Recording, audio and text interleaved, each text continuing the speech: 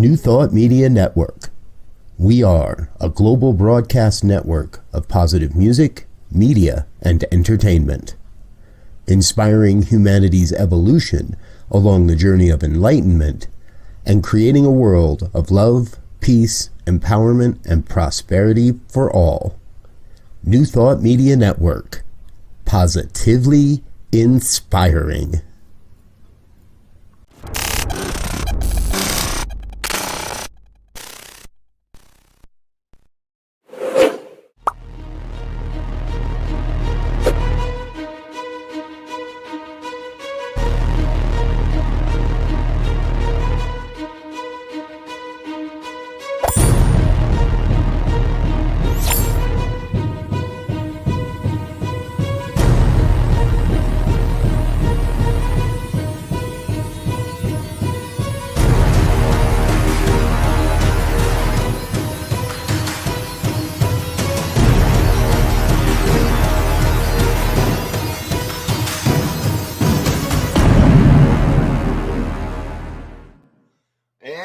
Hello again, dear ones. Reverend Robert with you here on a Friday evening on the New Thought Media Network. It's 5 o'clock on the Mountain Time Zone.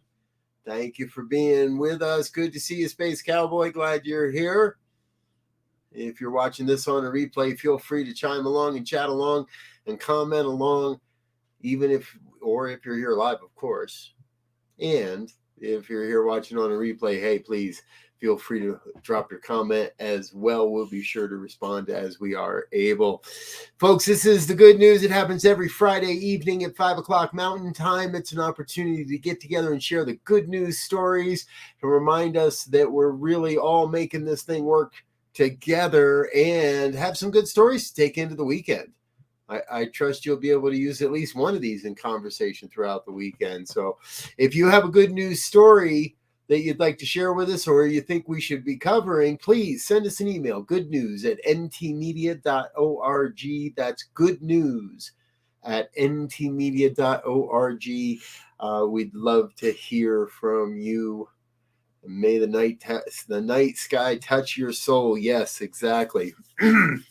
And if you're in the northern parts of North America, Wayne, it sounds like there could be some high activity for Aurora Borealis in the North Country this weekend, over the weekend. All right, enough of that. Let's get into our good news stories of the night. First up tonight is a story that we've been following because last year we reported on this story, and this year we're here to tell you that the people are moving forward. State utilities in California are preparing to launch a pilot project to cover California's irrigation canals with solar panels. Now, this is all based on research in a paper that was published last year by University of California, Santa Cruz. We reported that here on the Good News, and they're going to move forward. What we're getting is a 500-foot curved canal section. That's an artist rendering that you see there, and near the town of Hickman, California. And then a second section that'll be a mile long. It's in a straightaway near Ceres. I'm not sure how you say that. So the study last year found that for every megawatt of solar energy generated during Turloc's 290 days of average sunshine, the pairing of panels over canals could replace 15 to 20 diesel generators. It's called Project Nexus. The work slated to begin in October. They've got $20 million in funding. And along with the preventing of evaporation, they're reducing the land clearance needed for solar farms and boosting green energy output. The canal-mounted panels have the added benefit of longer functional lifespans as well. Water underneath the panels keeps the bottom of the panel cooler so they don't burn out as quick. This is not a groundbreaking idea. The idea actually began in the state of India in 2014. There was a pilot project that covered 750 meters of canal space, and they were totaling 100 megawatts of power in that. So we know this works, and we know that UC Santa Cruz said this is going to be a game changer, and the state of California is moving forward. Good deal. Congratulations. Great work. In another story that we're following, a Los Angeles-based nonprofit, Food Forward. We've talked about them before. They've been rerouting food and keeping it out of the landfills. Well, they've passed the mark where they have now successfully rerouted over 250 million pounds of food and have delivered that fresh produce to food insecure communities. Based in Southern California, Food Forward have mastered the logistical challenges of rerouting produce destined for landfills into the communities that need it the most. They work with a refrigerated food distribution center in Southeast LA. The group has over 350 direct partners coordinating food donations. And they've currently so far been able to make donations into 6 counties, 6 other states, and 2 tribal nations. Their CEO, Rick, said, "We understand workflows well enough. We understood efficiencies. We understood the network and how food flows through the LA area and the contiguous county and the region. We are all kinds of under this umbrella, feeling like the last 10 years for Food Forward was a dress rehearsal for the pandemic and what's coming next." Good work. Thank you, gentlemen, ladies. Food Forward. If you're in the Southern California area, please support these folks, help them, let them know that we appreciate what they're doing and that they're doing great work. This is good stuff. All right, next up tonight here on the Good News. Now, folks, most of what we get from the Good News Network here. This is no different. This story, however, I've found on a number of places. So we're going to give the Good News Network the first credit because that's where I found them. However, this story's spreading like like styrofoam and sunlight. Yes, because that's what it's all about. Polystyrene.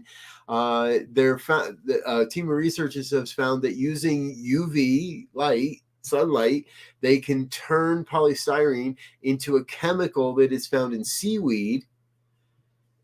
This is DPM, dimethanol. I can't say it. The molecule that is in aquatic plants, it can be used in drug development, polymer manufacturing, cosmetics, fragrances, other things like that. Now, this is that indestructible plastic that you get in everything. It comes in everything. It wraps up your TV. You can't get away from this stuff. However, this team, by finding a carrier chemical, as it were, and using just UV light, they're able to break it down into another chemical that they're able to sell. See, often this stuff, if anybody tries to recycle it's so cost prohibitive that nobody will take on trying to recycle it. Well, this could be a game changer. And you know what? I get a lot of credence to this because this is coming from Virginia Tech. And if you know Virginia Tech, which I don't, but I do know that there is a professor there that we've reported on many times, Professor Liu, L-I-U, excuse me. We've had a number of reports on this program of the work he's done in chemical technologies, and he's behind all of this one as well. We're going to leave the notes. Greg Liu, L-I-U. I hope I'm saying that. I'm sorry, Greg. I know I'm not saying that properly. But currently, he says, the main method for recycling polystyrene yields a product that is often too low quality to make the process economically viable. But he and his team, and this study was published in the journal PNAS, they have economic viability to recycle polystyrene. Pretty cool stuff, if you ask me. Hey, here's another interesting story I found. There's a company that's making T-shirts out of T-shirts. Well, they're trying to, at least. Now, the world today has become ubiquitous with cotton T-shirts. Whether you're trying to raise funds for a nonprofit like we do, trying to raise money for your band and selling merchandise or any idea out there, we make a lot of cotton t-shirts, and a lot of them end up in landfills. Well, this company is out of the UK. They're called T-Mill, and what they're trying to do is get you to recycle your cotton t-shirts. And you can buy t-shirts from them. They have a marketplace. You can become a seller of t-shirts. You can create your own t-shirt store. Now, a lot of people do. There is a lot of concern around fast casual clothing, and we wouldn't want to be printing hundreds and tens of thousands or even just hundreds of t-shirts that we're not going to use. And that's the problem with fast casual clothing. So what Teespring does is they put a QR code on the tag of every t-shirt, and they'll give you an incentive if you send it back to them when you're done with it. So you go to a trade show and they give you a t-shirt, you don't like it, you're not going to wear it. That happens all the time, right? Take that t-shirt home, scan the QR code, they'll give you an incentive to send them the t-shirt back. They'll recycle it, use it in a new product. What a cool idea. I don't know if it'll catch on, but it's a cool idea. So let's give it a little love. Head on over to tmill.com. Say hello. Check out what they're doing.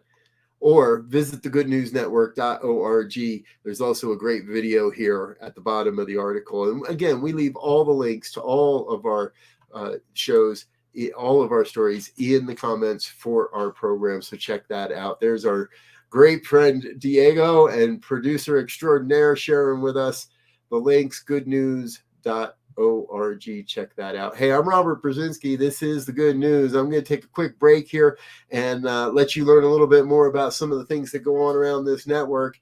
And grab a drink of water. We'll be back with more of The Good News in just a minute. Don't go anywhere. Stay tuned. This is New Thought Media Network. We'll be right back.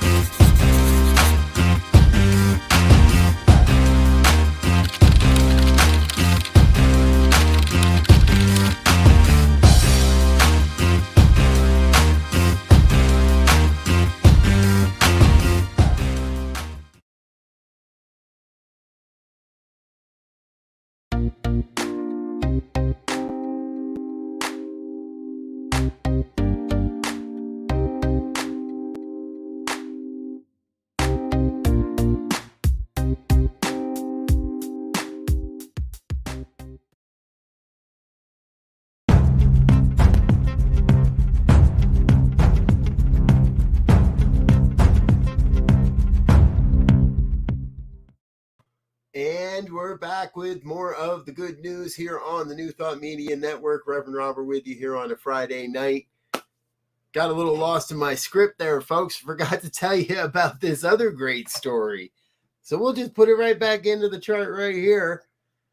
This is, for anybody that's ever had any knee injury, this is like, the holy grail coming through.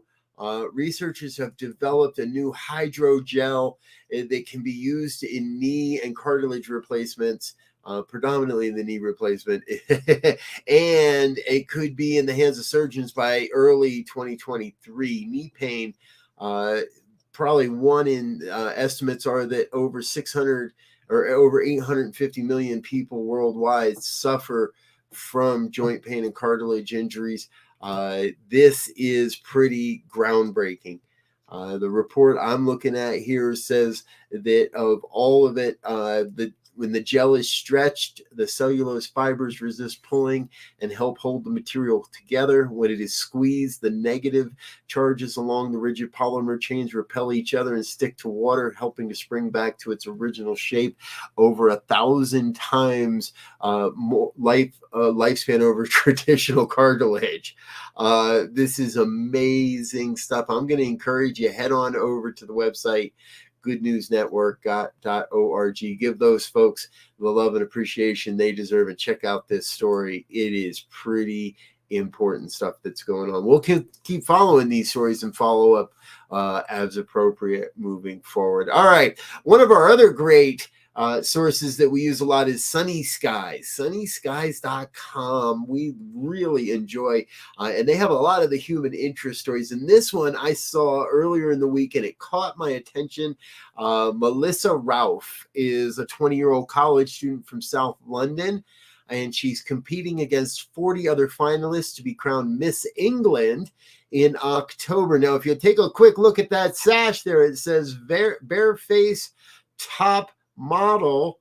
Melissa is the first Miss England contest ever to make it to the finals, totally makeup free. She says, quote, "It means a lot to me as I feel many girls of different ages wear makeup because they feel pressured to do so. If one is happy in their own skin, we should not be made to cover up our face with makeup. Our flaws make us who we are, and that's what makes every individual unique." According to organizers, Ralph plans to go barefaced again in the national finals in October. I am sure we will see more about this as it progresses and as October approaches. Melissa, good luck. Kudos from the New Thought Media Network. We really hope you do well. I'd love to see this happen. This is a brave thing for any young woman to do, for any woman to do. And congratulations. We're on your side now. Let's see what happens. We'll report back with you in October, folks, when we know who wins the Miss England contest. All right. I just went and closed a window. There it is. Never mind.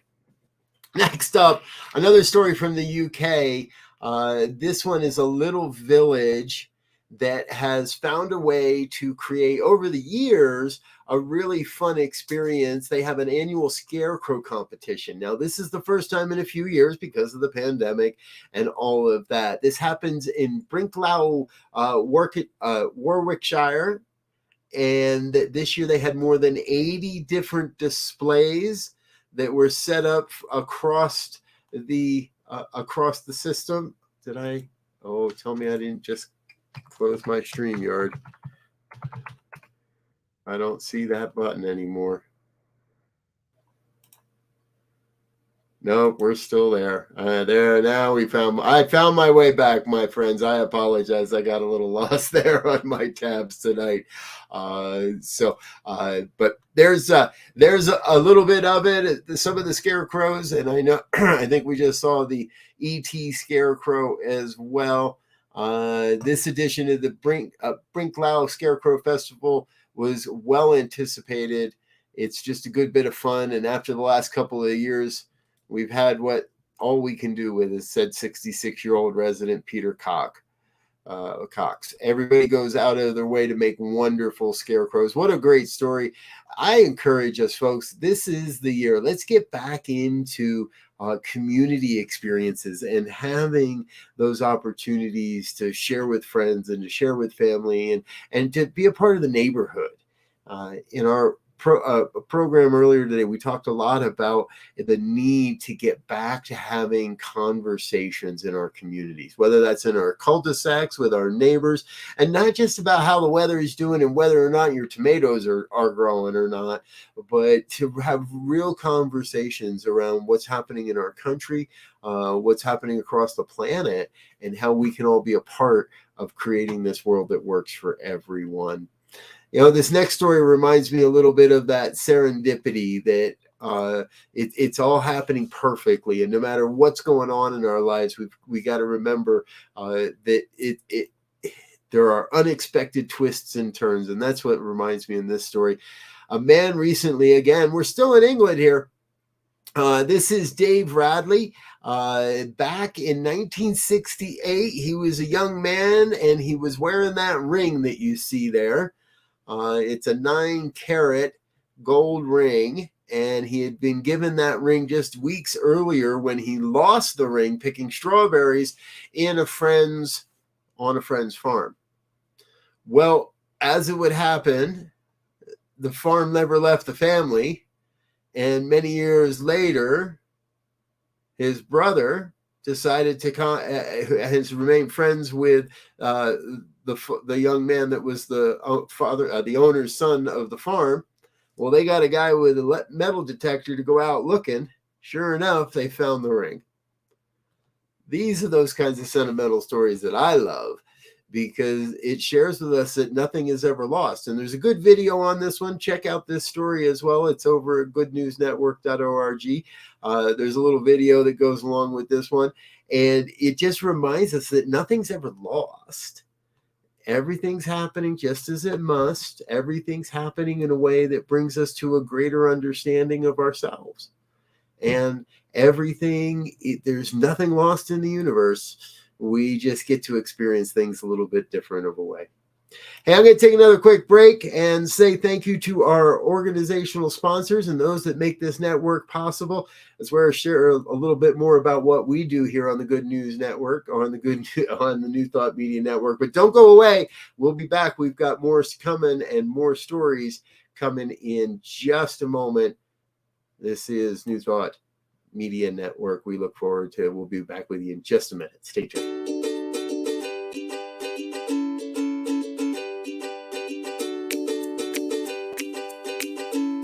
Thank you, Center for Spiritual Living Denver, for your continued support. Thank you, Center for Spiritual Living Midtown Atlanta, for your monthly contribution. Thank you, Center for Spiritual Living North Jersey, for your monthly contribution. And please help us welcome Om Center for Spiritual Living in La Mesa, California. Thank you for your monthly donation. Thank you, Center for Spiritual Living Seattle, for your most generous donation. And a special thanks to Hefferlin Foundation for your generous technology grant.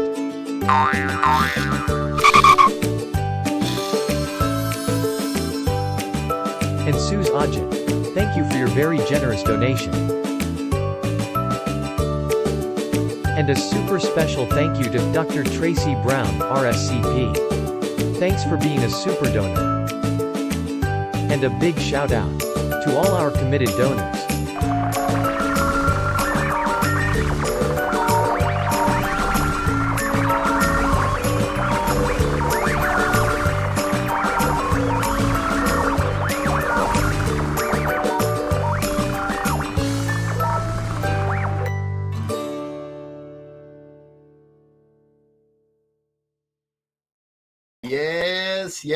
Yes. Thank you to all of our committed donors and organizational sponsors. We love you. Lightworkers unite, Wayne. I agree.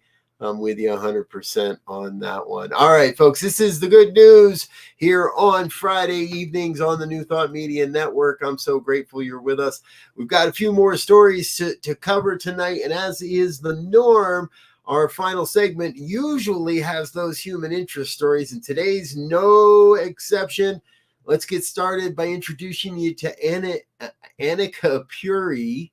Annika is 17. She recently won the 2022 Peggy Scripps Award for Science Communication. What she did is she created a prototype of a machine learning driven software. Say all that in one sentence. She created a prototype of a machine learning driven software that analyzes movement patterns in thermal infrared videos of humans and elephants. Okay, here's what happened.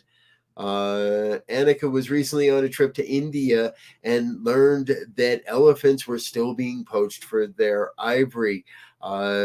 She actually said, quote, I was taken quite aback because I always thought, well, poaching is illegal. How come it really is such a big issue? Well, she learned how much of a big issue it is, and over the past 2 years has developed a wildlife poacher detection system. It's based on a very simple process. An EISA camera is attached to an iPhone, hovers over a park, and then detects movements of elephants and humans. Can't hear the drone, it's up too high. Puri says the software is 4 times more accurate than existing state-of-the-art detection methods, and it also eliminates the need for expensive high-resolution thermal cameras. Her work is getting kudos and praise. There's another video on this one as well. This is over on sunnyskies.com. Be able to give them the love and attention they deserve. Check them out over there as well. Okay. Dramatic rescue in Boston Harbor. Father and son went out on a fishing trip to do a little lobster fishing and hit some rocks. The boat took on water and they were left with nothing more than their cooler to hang on to. Luckily, somebody saw the whole thing happen, called Boston Harbor Patrol, and the police were already patrolling in the area. Luckily, we're able to get to the men within about 15 minutes. Now, the waters were pretty cold, and that was more than enough that they felt any longer, and the men could have been in very serious jeopardy for their lives. After 15 minutes in the frozen water, it was tough enough to get them onto the boat. There is some pretty dramatic video there. We'll let you check that out if you wish over on the goodnewsnetwork.org. All right, our final story tonight, folks. This one, oh my gosh, oh my golly. Their security video has been posted. Lori Keeney actually posted the video herself. She was in an outdoor pool, had a seizure and convulsions. Her son, Gavin, 10 years old, recognized something was wrong, jumped in, dove into the pool, was able to keep his mom's head above water. He starts yelling, the dog starts barking, and luckily Lori's father, Gavin's grandfather, lived next door, was able to come over and help and support it, and he's got in the water. There's dramatic video of this, but we want to say a big, huge shout out and a big, huge kudos to Gavin Keeney. He was given an award by the local Kingston Police Department, presented him an award for his bravery. Lori said he's definitely my hero, and but I do feel like he's my guardian angel as well, she said. Good work, Gavin. Way to be aware, way to pay attention, young man, and make it a good story at the end of the day. Hey, folks, if you'd like to, be sure, send us your good news stories, goodnews@ntmedia.org, and be sure to stay tuned. We've got Friday's Fireside Chat with Pastor Michael right coming up next here at the top of the hour. Go grab a beverage or something, you come back, join us. Pastor Michael's going to have a great conversation this evening here at 6. And of course, our evening prayers, 8:15 p.m. this evening. I'm Rev Robert. I'm going to get out of here for now. Thanks for being with us. Thanks for being a part of what we do. Thanks for your contributions, both in physical form, in consciousness, and in financial ways. We love you. We look forward to seeing you again real soon. And until then, I wish you peace and richest blessings. Bye now.